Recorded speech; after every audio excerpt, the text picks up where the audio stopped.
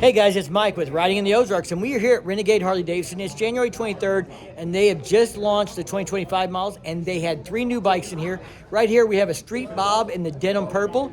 I already did a walk around on this Street Glide Ultra, so check that out on my channel. So that's really cool. Lots of new stuff on that. Lots of stuff to show you there, so check that video out. And over there is the new 2025 Fat Boy 2-tone with the 117 and stuff. So if you want to know about those bikes, look at my videos. There should be a video on there. Now we're doing a first look at the new Street Bob, and this is in a denim purple. Let's take a look at this thing. All right, so first off, there's the new denim purple. That looks good. We've got kind of a satin chrome down here and stuff. I'm gonna show you some other things that are new on this. Not a ton of new stuff here, but we do have all new LED lighting on these new 2025 Softails. This one has a 2-in-1 chrome exhaust on it. This looks pretty good. We have a new 117 motor. It's I say new, it's new to this bike. It is a 117. These are not the twin cooled motor there in the touring models, but these are 117s in the Street Bob. So that's new for that in 2025.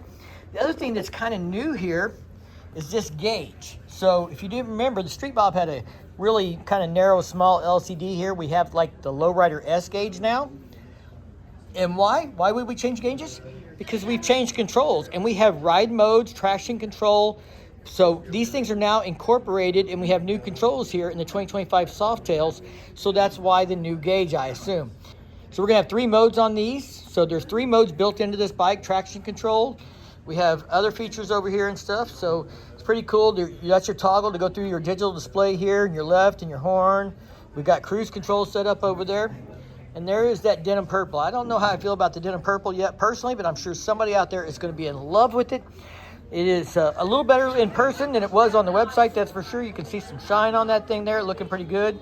Satin chrome, bright chrome on the exhaust here, 2-in-1, that's new this year. All right, if you guys haven't heard by now, all of the Softails got new 117 engines. So we have 3 variations of the engine. And on the Street Bob, we get what they're calling the classic variation. They share this with the Heritage Softail. They're the only 2 models running it. This is probably the milder of the 117s. The next step up is the Custom, which is in the Fat Boy and the Breakout.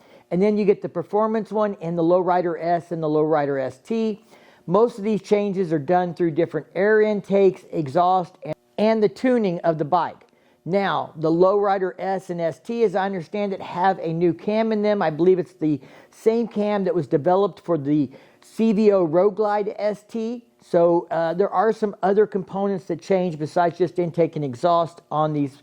If you really want the performance model, you're going to have to upgrade the cam in this Classic to match that, and airbox and exhaust and some of those things. But from what I understand, there's Screaming Eagle kits for these, and you can reach that same potential if you were to change this motor out. So if you like the Street Bob, but you want the performance of the high output, you're simply going to get that kind of exhaust, that kind of intake, that cam, and have that bike tuned, and you're going to be able to kind of achieve those same numbers.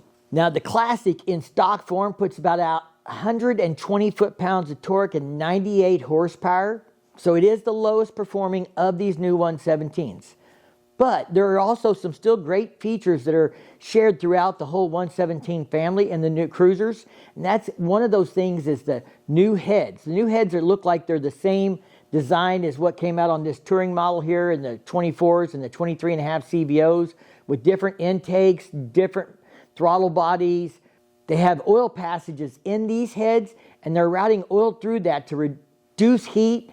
They say that this will significantly reduce heat at low speeds and in extremely hot weather. So I think that's great. That's going to help with engine longevity and rider comfort. The Street Bob got a stretched diamond tank medallion based on an original 1966 Willie G design, and it replaces the previous wet slide graphics. New bright finishes include the exhaust, air cleaner cover, rocker boxes, and engine covers. Black finish on the rear fender struts, wheel rims, handlebar, and headlight bucket. Stock, it comes with mag wheels, but there's now an option for laced wheels that are tubeless. So again, you could patch a tire without having to have a new tube if you got a flat on the road, just to get you to the next stop. That's a great thing. The tubeless spoke wheels have been around on some of the other models like the Pan America. It's really cool to see them bringing that to the cruiser family of Harley Davidson. Now, the Street Bob got this new gauge.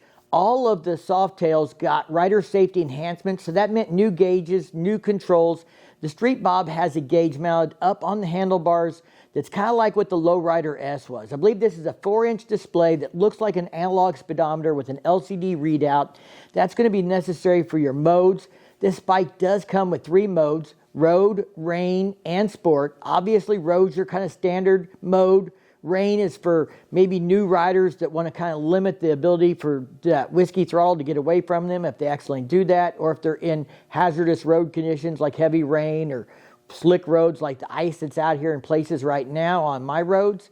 Sport is the mode you want when you want to see if you can beat your buddy off the stoplight. Or maybe if you want to see if you can drag some pegs through the corners on a twisty mountain road in the Ozarks. These bikes also have rider safety enhancements that include straight line and cornering ABS, straight line and cornering traction control, straight line and cornering drag slip control, and TPMS. I'm a big fan of TPMS. I've ran it on all my other bikes. I use an aftermarket solution on my older bikes. I love the fact that it's built into my Street Glide.